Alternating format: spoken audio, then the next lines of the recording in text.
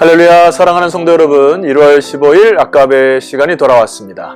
자, 오늘은 요한복음 5장 1절에서 18절까지의 말씀으로 함께 은혜를 나누고자 합니다. 벌써 주말이 되었네요. 참 시간이 너무나 빨리 흐르는데 오늘도 세월을 아끼고 말씀의 터 위에 여러분의 생각과 또 여러분의 진로, 목적, 방향 다 세워가시기를 소망합니다. 자, 요한복음은 1절에 말씀드렸듯이 7가지 표적, 기적이 기록되었다 말씀드렸죠. 그래서 첫 번째 여러분에게 물로 포도주를 만드시는 이 가나의 혼인잔치에서 우리의 근본적인 그 본질을 바꾸시는 이것을 첫 번째 기적을 살펴보았고요. 두 번째 우리 표적은 왕의 신하의 아들을 고침으로 인하여서 말씀에 즉각적으로 순종하는, 그 말씀 믿고 반응하는 그 왕의 신하의 믿음을 통하여 말씀이신 예수 그리스도가 그 힘과 능을 가지고 계시는 분으로 이렇게 사도 요한이 소개를 했습니다. 오늘 세 번째 기적인데요. 이것은 38년 된 병자가 베데스다에서 고침을 받는 장면입니다. 이 부분을 통하여 우리들에게 말씀하는 메시지, 이 표적의 의미를 살펴보고자 합니다. 먼저 1절과 2절을 읽어드리겠습니다. 그 후에 유대인의 명절이 되어 예수께서 예루살렘에 올라가시니라. 예루살렘에 있는 양문 곁에 히브리 말로 베데스다라 하는 못이 있는데 거기에 행각 5이 있고, 주님의 역시 의도성을 가지고 이 베데스다를 찾아가시고 계십니다. 그런데 그곳의 상황을 사도 요한이 자세히 기록을 하고 있습니다. 3절 말씀 보면은 그 안에 많은 병자, 맹인, 다리 저는 사람, 혈기 마른 사람들이 누워 물의 움직임을 기다리더니, 각종 병자들이 모여서 잘못된 소망과 이 전설적이고 신비적인 기적을 기다리면서, 여기 어떤 표현이 있습니까? 물의 움직임을 기다리는, 그러니까 하나의 어떤 운명과 혹은 미신적인 신앙에 완전히 사로잡혀서 그런 사람들이 하루하루를 무심코 또 무의미하게 지나가는 그런 사회 현상을 사도 요한이 비춰주고 있습니다. 여러분, 이것은 우리 사마리아 여인과 좀 대비되는 장면인데요. 주님께서 말씀하셨죠. 사마리아 여인의 예수 그리스도를 통하여서 그 속에서 솟아나는, 영생하시도록 솟아나는 샘물을 경험하는 것이 믿음이라 했는데, 여기 사람들은 단순히 물의 움직임을 기다리는 정도의 그 허황된 기다림을 사도 요한이 정확히 지적을 하고 있습니다. 그뿐 아니죠. 4절 말씀 보면은 이는 천사가 가끔 못에 내려와 물을 움직이게 하는데 움직인 후에 먼저 들어가는 자는 어떤 병에 걸렸든지 낫게 됨이러라. 자, 여기 보면은 가끔이라고 하는 것, 이게 어떤 주기적인 것도 아니고 여기에 어떤 능력이 있어서 천사가 내려오는 것도 아니고 우연하게 가끔 일어나는 이 일들을 통하여 물의 움직임을 기다리는 이 사건들을 막연히 기다리는 이 허황됨을 또 고발을 하고요. 그 다음에 여기 물이 움직인 후에 먼저 들어가는 자, 여기 38년 된 병자는 아마 중증을 갖고 있기 때문에 많은 사람들이 서로 경쟁하고 물이 동할 때 빨리 뛰어가고 이 경쟁에 밀려서 38년 동안이나 어쩌면은 그 물에 한 번도 들어가지 못하는 그런 경쟁 사회 구도 속에서 낙오된 한 사람의 인생을 표현하는 것 같습니다. 여러분, 베데스다라고 하는 그 뜻은 자비의 집, 은혜의 집이라고 하는 이름을 갖고 있는데, 이 안에 자비와 은혜를 찾아볼 수가 없어요. 서로 먼저 들어가려고 하고 밀쳐내고 소리치고 아우성치는 그런 우리 사회의 현상을 정확히 비춰주는 것 같습니다.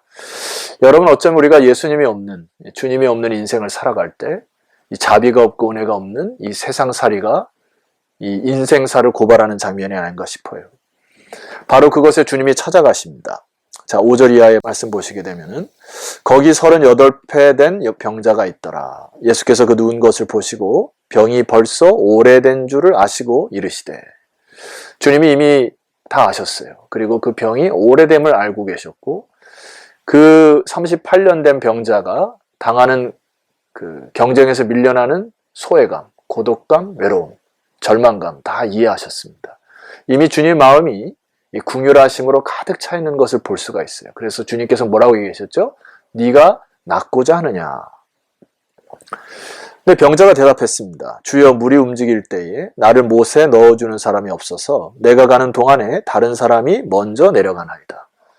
주님께서 병이 낫고자 하느냐라고 하는 질문에 아랑곳하지 않고 이 38년 된 병자가 뭐라고 대답했죠? 주님, 나를 못에 넣어두는 자가 없습니다.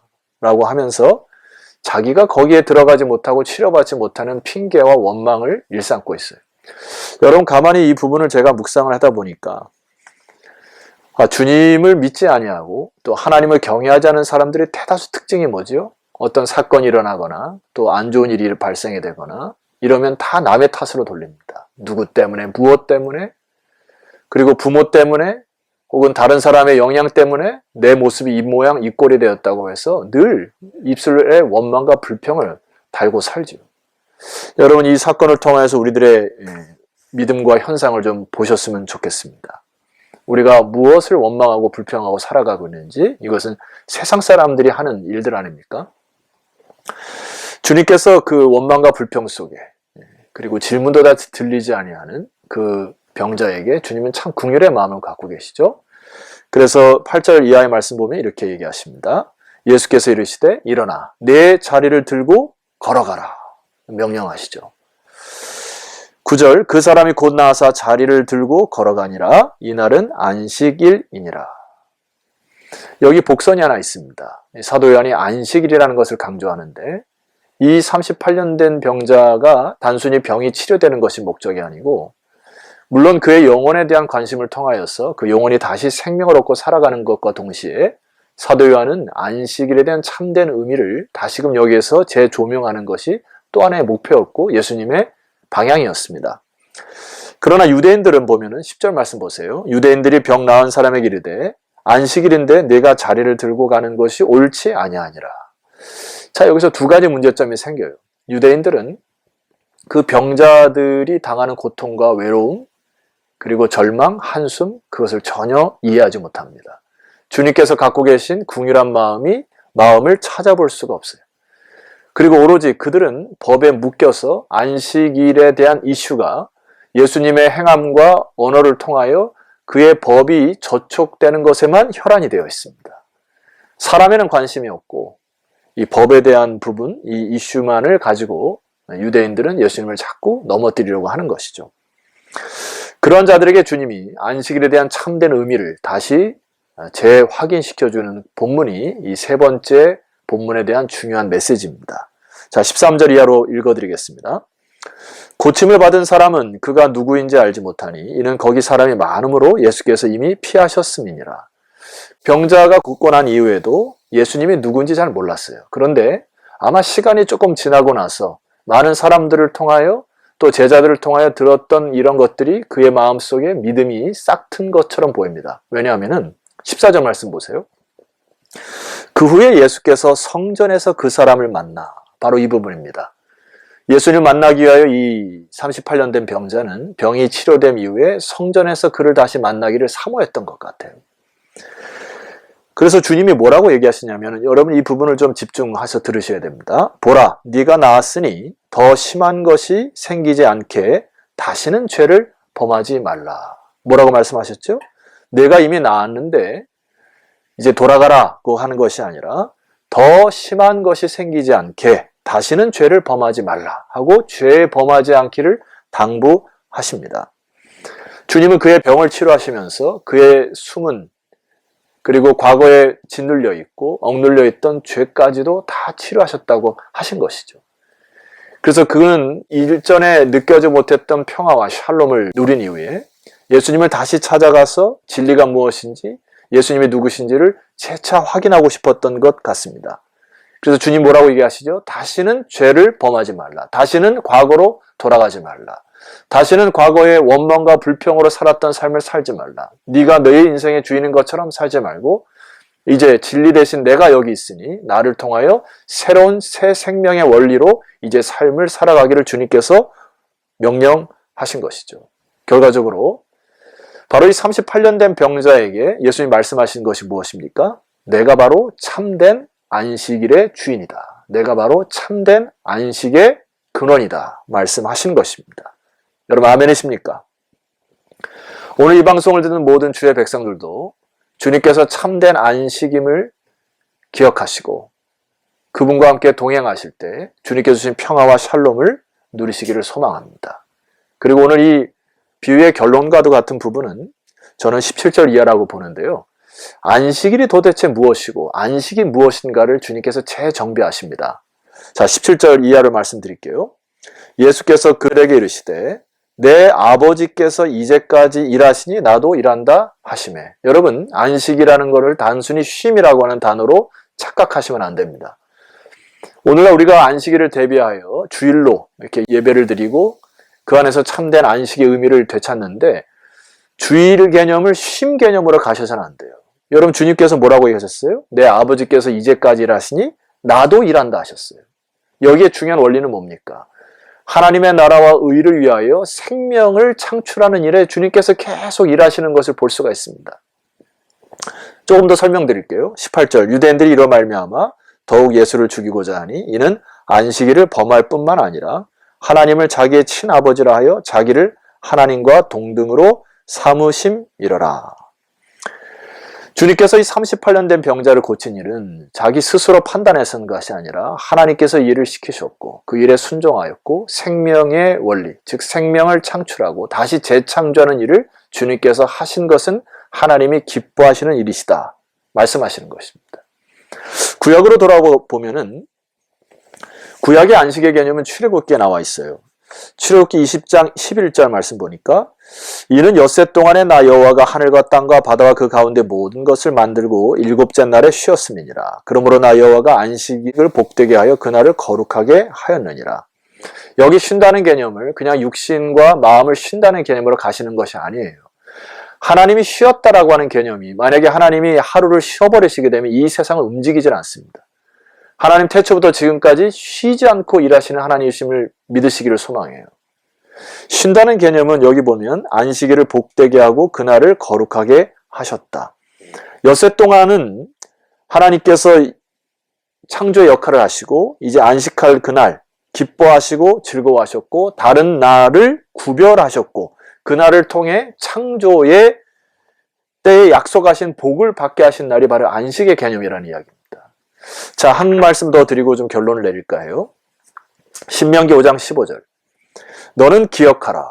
네가 애굽 땅에서 종이 되었던 네 하나님 여호와가 강한 손과 편팔로 거기서 너를 인도하여 내었나니 그러므로 네 하나님 여호와가 내게 명령하여 안식을 지키라 하느니라. 여기 말씀 보세요. 안식을 뭐 하라고요?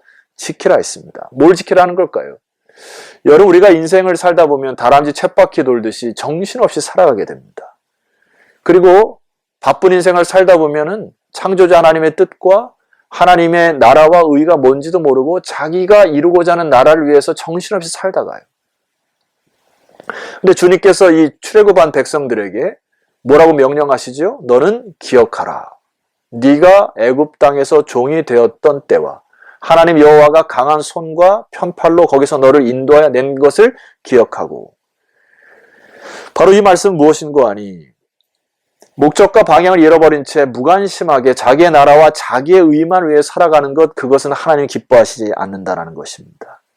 안식일날 오늘날 우리가 드리는 주일날은 시간과 삶과 생명의 주인이신 하나님을 경외하고 내가 쓰는 이 시간과 내가 쓰는 이 재물과 내가 사용하는 이 달란트가 하나님의 영광과 하나님의 뜻을 위한 것인지 바른 목적과 방향을 갖고 있는 것인지를 점검하고 그리고 하나님께서 원하시는 창조의 사역에 동참하는 그리고 재창조하는 이 사역에 주님께서 동참하기를 원하시는 것입니다. 주님이 얘기하셨잖아요. 하나님이 기뻐하시고 즐거워하시니 하나님이 일하시니 나도 일한다 하셨습니다. 여러분 우리의 고정관념을 부수시기를 소망해요. 단순히 내 육체적인 쉼만을 위한 주일을 보내서는 안 됩니다.